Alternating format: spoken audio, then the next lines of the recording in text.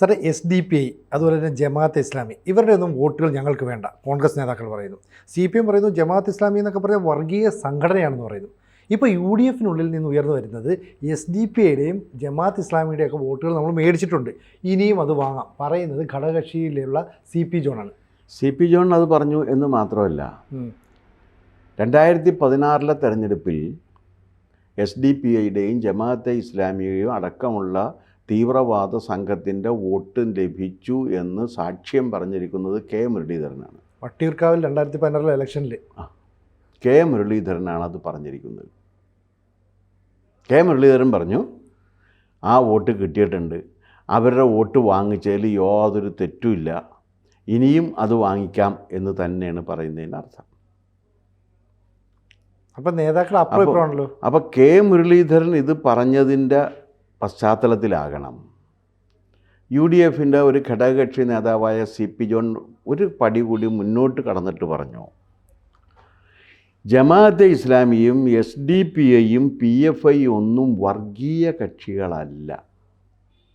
എന്താ കാരണം അദ്ദേഹം പറഞ്ഞു, കാരണം അവരൊക്കെ ന്യൂനപക്ഷ മതവിഭാഗങ്ങളാണ്, ന്യൂനപക്ഷ മതവിഭാഗങ്ങൾ പീഡിപ്പിക്കപ്പെടുന്നവരാണ്. പീഡിപ്പിക്കപ്പെടുന്ന ന്യൂനപക്ഷ മതവിഭാഗങ്ങൾ ഒരു കാരണവശാലും വർഗീയ കക്ഷികളല്ല. അതുകൊണ്ട് അവരെ വർഗീയ കക്ഷികളായി തരംതിരിക്കാനായിട്ട് സാധ്യമല്ല. വർഗീയ കക്ഷി ഹിന്ദുക്കൾ മാത്രമാണ്. ഇവിടെ മെജോറിറ്റി മതവിഭാഗം അവരായതുകൊണ്ട് അവരാണ് വർഗീയ കക്ഷി. ഈ നിഗമനം അദ്ദേഹം അവതരിപ്പിച്ചിരിക്കുന്നത് CP ജോണാണ്. അപ്പം നിങ്ങളൊരു എതിർ ചോദ്യം ചോദിക്കാം, CP ജോണിൻ്റെ രാഷ്ട്രീയ കക്ഷി അങ്ങനെ ഒരു കക്ഷിയുണ്ടല്ലോ, CMPയിൽ ഒരു കൊച്ചു ഘടകം CP ജോണിൻ്റെ കൂടെയുണ്ട്, അതെ, ഒരു ഘടകം അരവിന്ദാക്ഷൻ്റെ കൂടെയാണ്. അപ്പോൾ ഇത് MV രാഘവൻ ഉണ്ടാക്കിയ CMP പലതായി പിരിഞ്ഞു. മറ്റേ നമ്മുടെ എന്താണ് തൃശ്ശൂരുണ്ടായിരുന്ന ചക്രവാണി, അദ്ദേഹം CPMൽ ചേർന്നിട്ടുണ്ട്. അദ്ദേഹം CMP ഉപയോഗിച്ച് അപ്പുറത്ത് ചേർന്നിട്ടുണ്ട്. ബാക്കിയുള്ളവർ ഒന്ന് അരവിന്ദാക്ഷൻ വിഭാഗവുമായിട്ടും വേറൊന്ന് CP ജോൺ വിഭാഗവുമായിട്ടും വേർപിരിഞ്ഞു. അതിൽ CP ജോൺ വിഭാഗമാണ് ഇപ്പോൾ ഇതിൻ്റെ ഒരു വിഭാഗത്തിൻ്റെ, അതിലെത്ര പാർട്ടിയിൽ എത്ര പേരുണ്ട് എന്നുള്ള കാര്യം ചോദിച്ചു കഴിഞ്ഞാൽ വലിയ പ്രയാസമായിരിക്കും, അത് നമ്മൾ ചോദിക്കുന്നില്ല. പക്ഷെ അദ്ദേഹം ഈ UDFിൻ്റെ വളരെ പ്രധാന താത്വിക വിശാരദന്മാരിൽ ഒരാളാണ്. UDF അംഗീകരിച്ചിരിക്കുന്ന താത്വിക പ്രശ്നങ്ങൾ പരിഹരിക്കുന്നതിനും കൈകാര്യം ചെയ്യുന്നതിനും വേണ്ടി UDF നേതൃത്വം അംഗീകരിച്ചിട്ടുള്ള ഒരു മഹാപണ്ഡിതനാണ് CP ജോൺ. ആ CP ജോണിൻ്റെ വാദമാണ് ഞാൻ പറഞ്ഞത്. എന്നിട്ട് അദ്ദേഹം വേറൊന്ന് പറയുന്നുണ്ട്, അതെന്താണെന്നറിയാമോ? എപ്രകാരമാണോ ബംഗ്ലാദേശിലെ ഹിന്ദുക്കൾ പീഡിപ്പിക്കപ്പെടുന്നത് കൊണ്ട് ആ പീഡിപ്പിക്കപ്പെടുന്ന ഹിന്ദുക്കൾ വർഗീയതയില്ലാതിരിക്കുന്നത്, അപ്രകാരമാണ് ഇന്ത്യയിലെ മുസ്ലിങ്ങൾ എന്നും കൂടി അദ്ദേഹം തട്ടിവിടുന്നുണ്ട്. CP ജോൺ ഞാൻ മനസ്സിലാക്കിയെടുത്തോളം മാർത്തോമ ക്രിസ്ത്യാനിയാണ്. അദ്ദേഹം ക്രൈസ്തവ മതം ഉപേക്ഷിച്ചിട്ടുണ്ടോ എന്നെനിക്കറിയില്ല. കമ്മ്യൂണിസ്റ്റ് ആയിരുന്നപ്പോഴും അദ്ദേഹം ക്രൈസ്തവ മതം ഉപേക്ഷിച്ചിട്ടില്ല എന്നാണ് ഞാൻ മനസ്സിലാക്കുന്നത്. അപ്പോൾ നിങ്ങൾ വേറൊരു ചോദ്യം ചോദിക്കാം, അപ്പോൾ ഈ ഒരു കമ്മ്യൂണിസ്റ്റ് ആകുന്ന ഒരാൾക്ക് പിന്നെ വേറൊന്നുമില്ല, അയാൾ കമ്മ്യൂണിസ്റ്റ് മാത്രമാണ്. ഒരു കമ്മ്യൂണിസ്റ്റിന് മൾട്ടിപ്പിൾ പേഴ്സണാലിറ്റി സാധ്യമല്ല. കമ്മ്യൂണിസ്റ്റിന് ഒറ്റ വ്യക്തിത്വമുള്ളത്, അത് കമ്മ്യൂണിസ്റ്റിൻ്റെ വ്യക്തിത്വമാണ്. അല്ലാതെ ഒരു കമ്മ്യൂണിസ്റ്റായിരുന്നു കൊണ്ട് അയാൾക്ക് മതവിശ്വാസിയും കൂടി ആകാൻ കഴിയും എന്ന് പറയുന്നത് കമ്മ്യൂണിസത്തെയും അറിയില്ല മതത്തെയും അറിയില്ല എന്നതുകൊണ്ടാണ്. കാരണം കമ്മ്യൂണിസത്തിൽ വൈരുദ്ധ്യാധിഷ്ഠിത ഭൗതികവാദമാണ് അവർ അംഗീകരിക്കുന്നത്. അതിൻ്റെ അടിസ്ഥാനത്തിലുള്ള ചരിത്ര വീക്ഷണമാണ് അവർ മുന്നോട്ട് വെക്കുന്നത്. ആ ചരിത്ര വീക്ഷണം അനുസരിച്ചിട്ടാണ് വൈരുദ്ധ്യാത്മകവും ഭൗതികവുമായ വാദം അവർ മുന്നോട്ട് വെക്കുന്നത്. ഭൗതികവാദി എന്ന് പറഞ്ഞാൽ പിന്നെ അത് ദൈവത്തിനും മതത്തിനും സ്ഥാനമില്ലല്ലോ, ഇല്ല. പക്ഷേ ഇവർ കമ്മ്യൂണിസ്റ്റുമാണ് മതവിശ്വാസികളുമാണ്. അതെന്താണെന്ന് വെച്ചാൽ ഒരു അഡ്ജസ്റ്റ്മെൻറ്റിന് വേണ്ടി പറയുന്നതാണ്. ഞങ്ങൾ മതവിശ്വാസികളുടെ അടുത്ത് ചെല്ലുമ്പോൾ മതവിശ്വാസിയാകും. പാഷാണം വർക്കിയുടെ സ്വഭാവമാണത്. ഒരു ഭാഗത്ത് ഗുരുവായൂരപ്പൻ്റെ ചിത്രവും മറുഭാഗത്ത് അന്തോണീസ് ഉണ്ണിയാളിൻ്റെ ചിത്രവും വെച്ച് ക്രൈസ്തവ ഹൈന്ദവ വീടുകളിൽ ചെല്ലുമ്പോൾ മാറി മാറി കാണിക്കുന്നത് പോലുള്ളൊരു പരിപാടിയാണിത്. പക്ഷേ അദ്ദേഹം അങ്ങനെ കാണിച്ചോട്ടെ, അതിലൊന്നും നമുക്കൊരു വിരോധമില്ല. അദ്ദേഹത്തിന് അങ്ങനെ കാണിക്കാനുള്ള ഫ്രീഡവും നമ്മുടെ ഭരണഘടന അനുവദിക്കുന്ന സ്ഥിതിക്ക് ഒരു മനുഷ്യന് കപടനാട്യക്കാരനായിരിക്കാനുള്ള സ്വാതന്ത്ര്യവും ഭരണഘടന നൽകിയിട്ടുണ്ട്. അപ്പോൾ അതുകൊണ്ട് അതൊക്കെ ആകാം. പക്ഷേ ബംഗ്ലാദേശിലെ ഹിന്ദുക്കൾ എപ്രകാരമാണോ പീഡിപ്പിക്കപ്പെടുന്നത് അപ്രകാരം ഇവിടെ മുസ്ലിങ്ങൾ പീഡിപ്പിക്കപ്പെടുന്നുണ്ട് എന്ന് ശ്രീ CP ജോൺ പറഞ്ഞത് കുറച്ച് കടന്ന കൈയായിപ്പോയി. ഒരുപക്ഷെ അദ്ദേഹം മത്സരിക്കാൻ പോകുന്ന ഏതെങ്കിലും നിയോജക മണ്ഡലത്തിൽ, കുന്നംകുളമായിരിക്കും അദ്ദേഹം മത്സരിക്കാൻ പോകുന്ന നിയോജക മണ്ഡലം, കഴിഞ്ഞ പ്രാവശ്യം മറ്റു കുന്നംകുളത്ത് അദ്ദേഹം മത്സരിച്ചാണെന്ന് തോന്നുന്നു. അതെ, ആ നിയോജക മണ്ഡലത്തിലുള്ള ജമാഅത്തെ ഇസ്ലാമി PFIക്കാരുടെ വോട്ടുകൾ, പോപ്പുലർ ഫ്രണ്ട് ഓഫ് ഇന്ത്യ അടക്കമുള്ളവരുടെ വോട്ടുകൾ കിട്ടണമെന്ന ലക്ഷ്യത്തോടു കൂടി പറഞ്ഞതാകാം. CP ജോൺ പലതവണ നിയമസഭയിലേക്ക് അടക്കം മത്സരിച്ചെങ്കിൽ ഇതുവരെ വിജയിക്കാൻ കഴിയില്ല. അപ്പോൾ ഈ ന്യൂനപക്ഷ മുസ്ലിം തീവ്രവാദ സ്വഭാവത്തിലുള്ള ആൾക്കാരെ കുറച്ചൊന്ന് പ്രീണിപ്പിച്ചാൽ വേണമെങ്കിൽ തന്നെ വിജയിപ്പിച്ചെടുക്കാൻ അവർക്ക് കഴിയുമെന്നുള്ള ചിന്തയായിരിക്കുമോ? അതായിരിക്കാം ഒരു കാരണം. അതിൽ തെറ്റില്ല. കാരണം തെരഞ്ഞെടുപ്പിന് മത്സരിക്കാം അദ്ദേഹത്തിന്. പക്ഷേ ആ വസ്തുതാപരമായിട്ടൊരു തെറ്റുള്ളത് എന്താണെന്നറിയാമോ? ബംഗ്ലാദേശിലെ ഹിന്ദുക്കളും ഇന്ത്യയിലെ മുസ്ലിങ്ങളെയും അദ്ദേഹം സമീകരണം നടത്തുമ്പോൾ തെറ്റിപ്പോയി.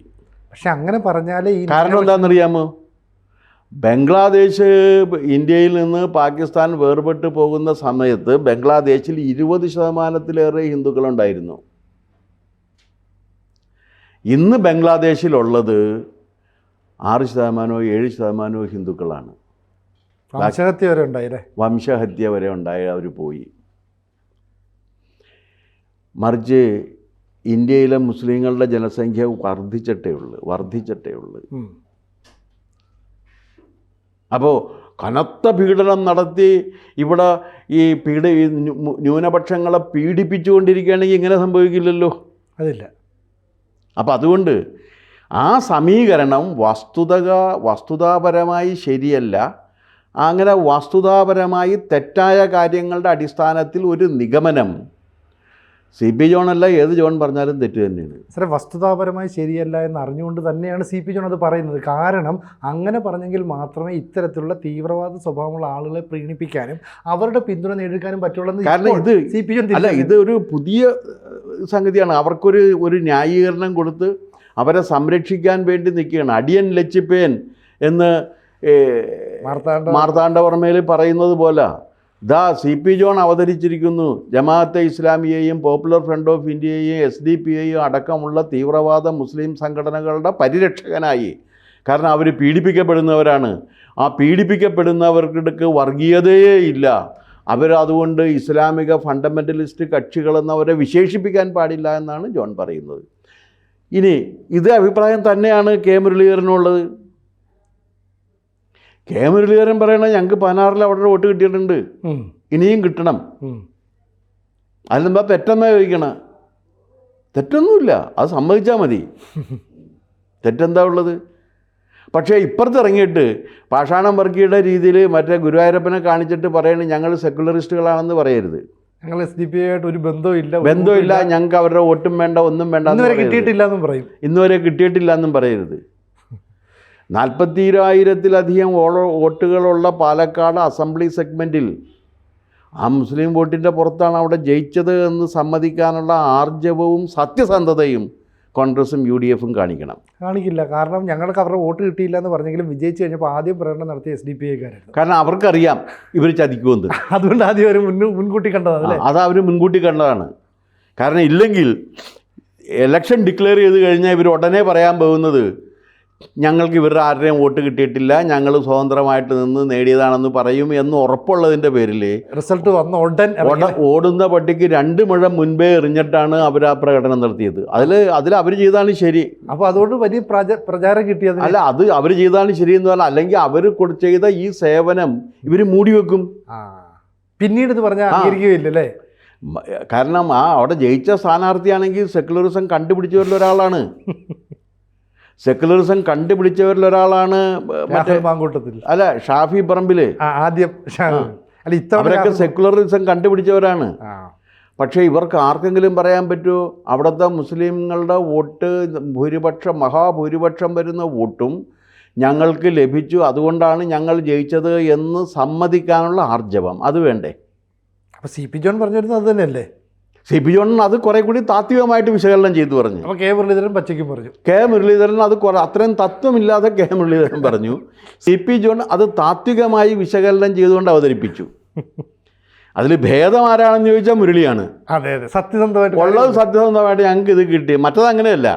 മറ്റത് അത് കിട്ടിയതിനൊരു ന്യായീകരണം പുള്ളി കണ്ടെത്തുകയാണ്. എന്താണ്? ബംഗ്ലാദേശിൽ ഹിന്ദുക്കൾ എപ്രകാരം.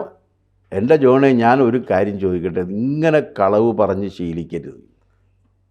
സാർ, അത് കളവല്ല. കാരണം എം വി ഗോവിന്ദൻ താത്വികമായി പറയുന്ന കളരിയിൽ നിന്ന് തന്നെയല്ലേ സി പി ജോണും. അല്ല, ഇങ്ങനെ കളവ് പറഞ്ഞ് ശീലിക്കരുത്. കാരണം ഋതിക് ഘടകിൻ്റെ വീടാണ് ഈ ബംഗ്ലാദേശിൽ ഇപ്പോൾ ഈയിടെ ജമാഅത്ത് ഇസ്ലാമിക്കാർ ആദ്യം ആക്രമിച്ചത്.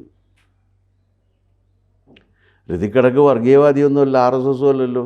അല്ല, അദ്ദേഹം ഹിന്ദു ആണ് എന്നുള്ളതിൻ്റെ പേരിലാണ്. ഇവിടെ അങ്ങനെ ആരുടെ ഇത് ആക്രമിച്ചിട്ടുണ്ട്? ഒരാളുടെ പറയട്ടെ.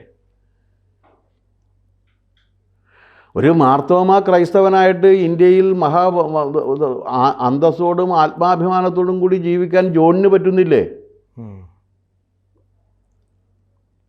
ഇതൊക്കെ മറച്ചു വെച്ചുകൊണ്ടുള്ള ഈ ഒരു പ്രചരണം തെറ്റാണ്.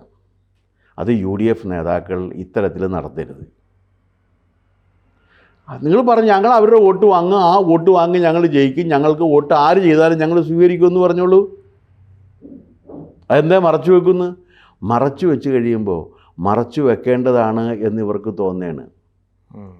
പകൽമാന്യന്മാർ കള്ളുഷാപ്പിൽ പോകുന്ന രീതിയിൽ തലയിലും മുണ്ടിട്ട് ഈ പണി ചെയ്യരുത് എന്ന് മാത്രമേ എനിക്ക് പറയാനുള്ളൂ. എന്തായാലും തദ്ദേശ ഭരണ തെരഞ്ഞെടുപ്പ് വരാൻ ഇനി ഒരു വർഷം ഇല്ല.